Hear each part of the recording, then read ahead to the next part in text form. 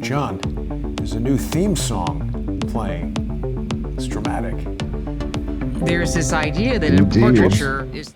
Sorry, some other videos started playing. Oh, an ad. I don't understand. How does YouTube demonetize my videos and then start playing ads the second we go live? Fascinating. Yeah.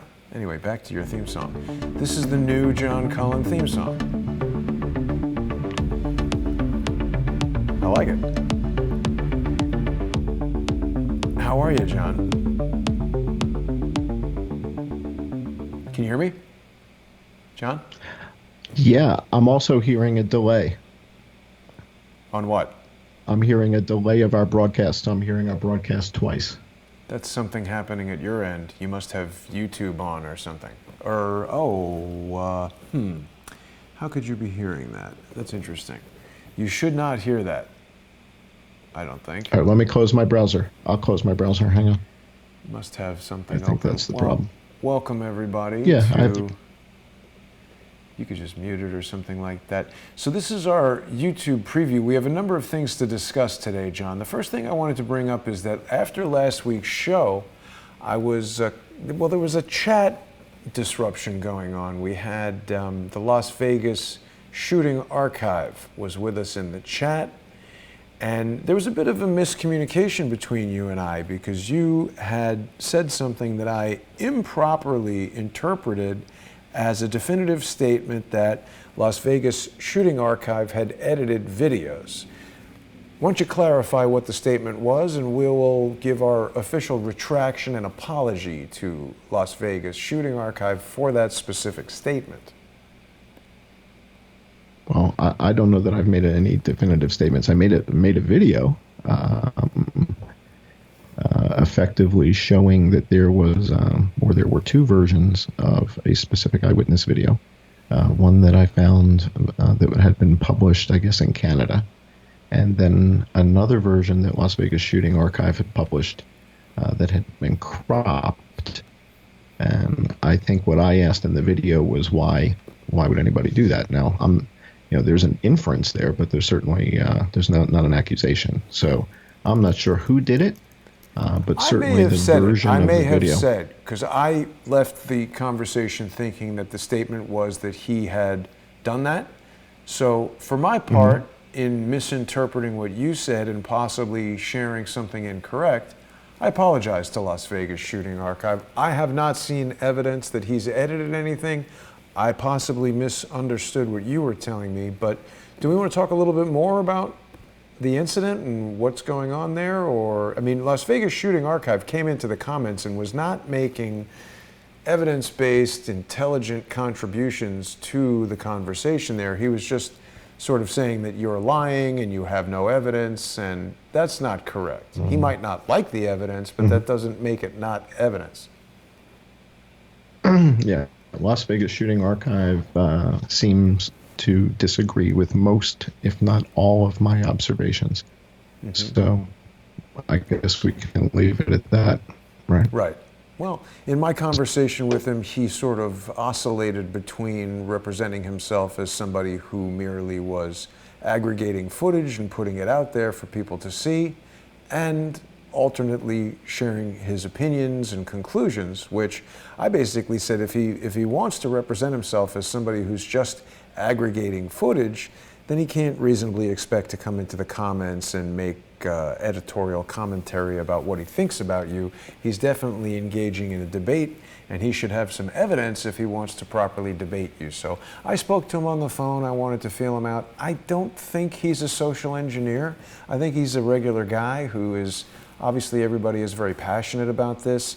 Either they know people who have been injured, or this guy lives in Vegas, so, this is an attack on American City, and I can understand people having strong opinions about it, but if we want to have a productive conversation that moves everybody forward, you can't just decide who you like and who you don't like and then believe that person based on your warm, fuzzy feeling. Got to critically evaluate this evidence, and I can tell you that Las Vegas Shooting Archive did not have strong counter-arguments to meet your arguments, and I still feel that the totality of what you've presented represents the best explanation of what went on October 1st that we've seen so far. Well, I'm still waiting for a cogent alternative hypothesis.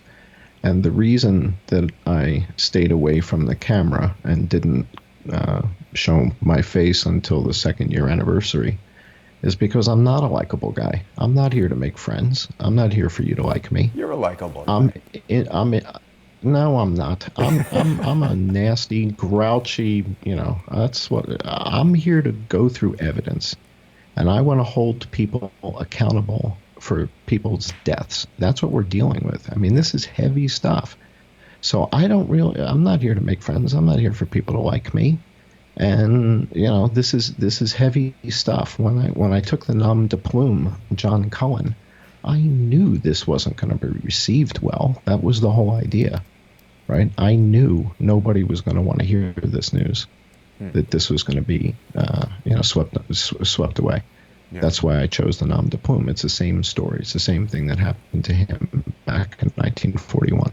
So at the end of the day, I know what I know because of the amount of time that I've spent researching it and digging into the content. And I feel very strongly that people who are in the way of this story breaking, people who counter the hypothesis that I put forward but don't have an alternative cogent hypothesis, they counter it with social engineering and just nonsense. Ad hominem and so attacks for on me, exactly. And so what ends up happening is that my content ends up getting taken less seriously. And when my content is taken less seriously, we then see ramifications. So in other words, 2 years ago, I published a video asking if a Saudi prince ordered the attack in Las Vegas. And I called attention to the fact that we invite Saudis to train here. And I used the event at Nellis where we have Operation Red Flag. And so using that as an example, and Frank Muth and the OPM sang, I was calling attention to the fact that we invite the Saudis here to train and ask the question, is that prudent? And now 2 years later, because my research has not been taken seriously, we now have dead kids. We've got dead soldiers in Pensacola. If this had been taken seriously 2 years ago when I presented it, the program would have been stopped then rather than now. Now today, we have a report that the Pentagon has said that they've done background checks on everybody from Saudi Arabia, and everybody checks out, and there's no imminent threat. And that came out today. Interesting. There you go.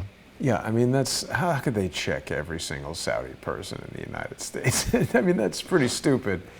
But, Pentagon has screened every Saudi trainee, and this is what they've found. Well, I don't understand why we have foreign military training here at all. I don't like that idea. Well, I brought this up 2 years ago, and so this is why this isn't a game. When people get in my way, people die. In other words, if you're going to counter this argument and question my credibility and question my work, bring better work to the table. Let's see your work. Let's see your math. Let's see your better work. But right now, the fact that people are not taking this work seriously, the fact that this story has not broken, leads to 850 students from Saudi Arabia are in the country today. Now, I'm not saying they're all bad apples, but is there a possibility that there are more of them that are sympathetic to what happened in Pensacola? And I think the risk is too great compared to the reward. The reward is that we're trying to do cultural transfer to these guys so that they know a little bit more what it's like to be American. I just don't know that it's working. And I don't know that the benefit there is as important as this risk. So they suspended these guys' training, but But again, this was Air Station Pensacola. This is the Saudi Army and Air Force. This doesn't talk about the SANG, right? So when you start getting into the details, are there really 850 here, or are there more? And are there some that are here training privately outside of the Army and the Air Force? And do we believe and I don't the know Pentagon? the answer, but we know. Right. Yeah, so the Pentagon saying they did these background checks and everything checks out fine. In other words, if I were in that press conference, my first question is, so with these background checks that you did, you would have been tipped off to this guy ahead of time. So he would have stood out based on these checks that you just did, right? And you would have done what? Yeah. Right. So, So somebody says I'm stealing people's work and I'm a shill. Okay, that's Someone's fascinating. saying that Whose work on did I your steal? chat. Right. So what we've got Yeah, going now, John John, steals people's work and is a shill.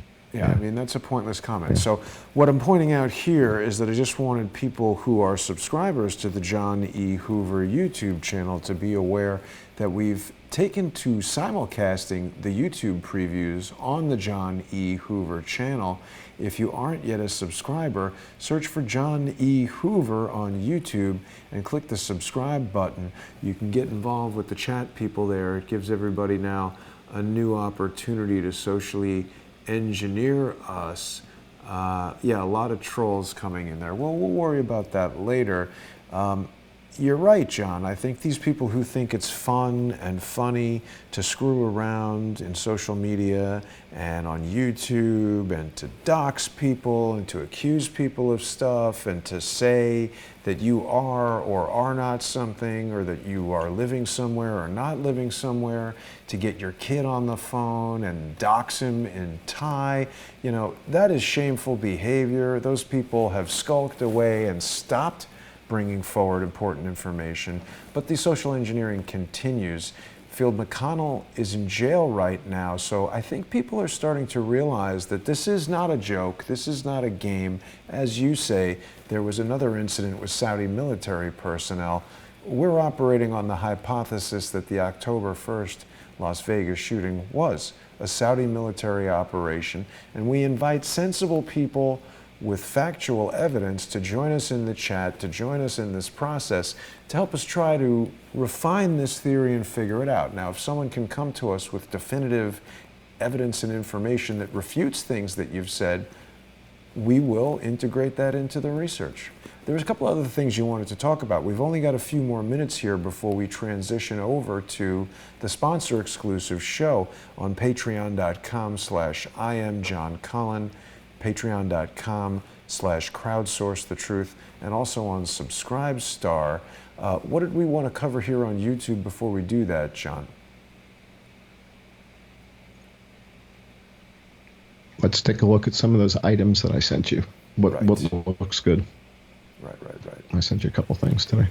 Got quite a few here. There were images and things from, I got a folder here. Well, I launched a video. I just put a video out, I guess about half an hour, 45 minutes ago, about that drone that we talked about last week. There was a drone over the venue, and I just published a video about that. Right. Mm-hmm. Now, one thing I like about what we're doing is that you tell me a topic, but I don't know what the outcome will necessarily be. So if people haven't seen this video yet, Las Vegas shooting investigation, is that a drone being launched from the venue? That's a new video on the John E. Hoover YouTube channel. Tell us what we know about that, John.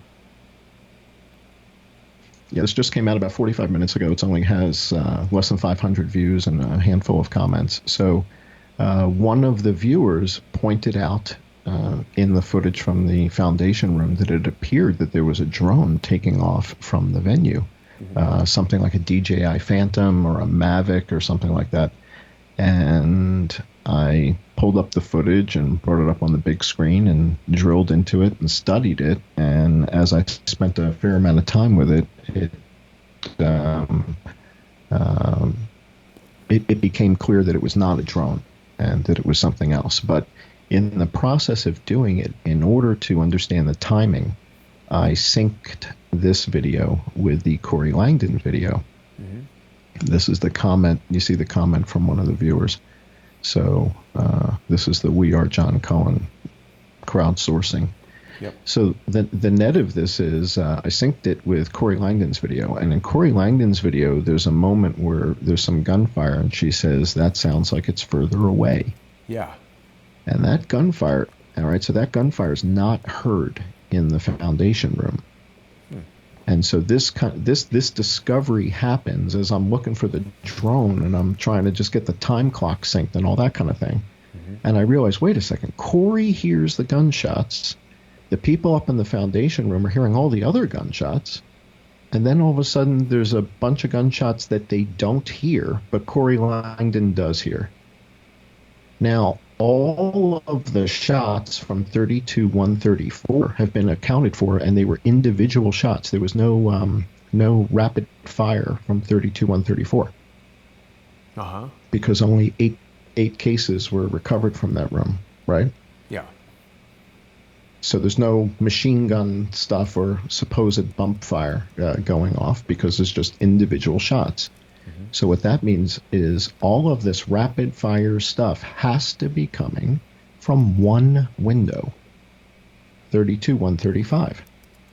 Well, if the viewers who are up in the foundation room hear gunfire, and then there's a burst of gunfire that they don't hear, but it's recorded on a different microphone elsewhere, and then they hear the rest of the gunfire. How would that be if all that gunfire is coming from the same location? Yeah. There's no explanation for that. Right. So that becomes clear. And so this becomes evidence that the gunfire that Corey Langdon is hearing in the video that's not being heard up in the foundation room must be coming from a different location. It can't be coming from the same window or the people in the foundation room would hear it. How does that pertain to the possibility of a drone? It doesn't at all. It's an accidental discovery on the way to the drone investigation. Got it. And so, again, using these synchronized videos, I'll tell you that I go back and I rewatch my own stuff from a year ago, a year and a half ago. Right. And I see things I didn't see then. All the time. So going back and rewatching old footage, I have this little thing on my desk here called a Stream Deck. Oh yeah. And with the Stream Deck, I can hit one button and I can pull up Tall Ace of Spades. I can hit one button and I pull up Raymond Page. Right? I hit one button and Dan Bilzerian pops up. So I have these videos literally like as single keystrokes a fingertip away, so that I can bring them up at a moment's notice, and then I can bring up the synchronized versions of them that are synced to the body cams or what have you.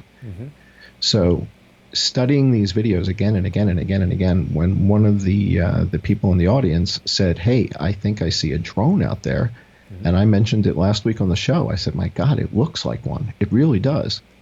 And so this is what we're looking for. This is the DJI Mavic. And we go looking in the footage to see if can we see one of these things out there.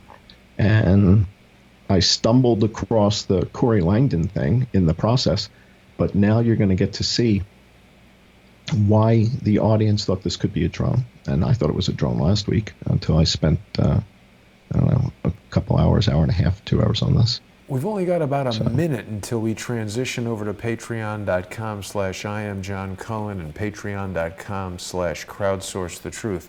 What's the punchline here, John? Is it a drone or not a drone? Well, definitively 100%, I can tell you it's not a drone. How do you know? So I'd encourage people, people to go watch the video. I see the thing there. Oh, yeah. Yeah. So there's no question it looked like a drone. So once I studied it, I realized it's not, and it's 100% definitive that it's not. Is it a bird? So, I don't on the camera. No, it's not. I encourage people to go watch the video. There you go. And you'll find out. You'll find out in the video. People should get onto YouTube and check out the John E. Hoover YouTube channel. You should also make your way over to patreon.com/IamJohnCullen, patreon.com/crowdsourcethetruth. or the Subscribe Star pages for each of those to watch our sponsor exclusive video that's going to be starting just 10 minutes from now. John, we're going to be going in depth on some more details related to your plan to create a campaign to seek the impeachment of Sheriff Joe Lombardo. I'll see you over there on Patreon in 10 minutes. Thanks for joining me. Thanks everybody for watching. Anything you want to say real quick before we end it? Looking forward to the conversation about the thought Attorney General. It's going to be real good over at Patreon and Subscribe Star. If you're not a member for $1 a month, you can join at Patreon. So thank you, everybody. All right, take care. We'll see everybody over there. Thanks for watching.